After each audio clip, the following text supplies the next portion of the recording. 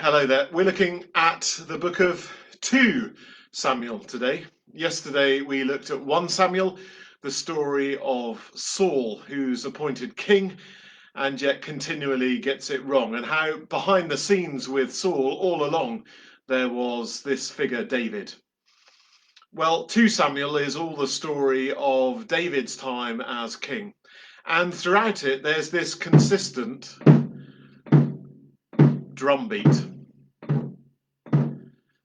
Throughout the whole book of 2 Samuel, there's this beat of God's love and fidelity. It runs all the way through the Old Testament, actually, but it's specifically focused on in the book of 2 Samuel. And time again, what we see is how David's story, a man whom is described in 1 Samuel as someone after God's own heart, we get how his story interacts with God's story. And sometimes it's in beat with God's heart. But at other times,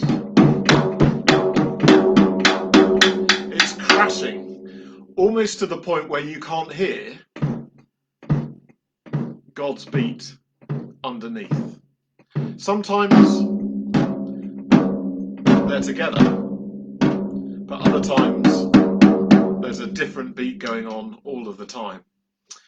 And that's a good way to understand what 2 Samuel's exploring, how this divine fidelity is there all along, and yet how human action weaves in and out of that divine fidelity. The divine fidelity, the love of God, remaining constant, but that not being true of David's rule. And do you remember this? The knife that was used against Israel's enemies.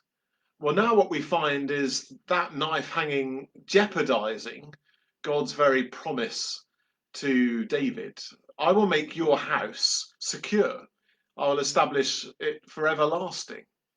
That's what God's fidelity is doing.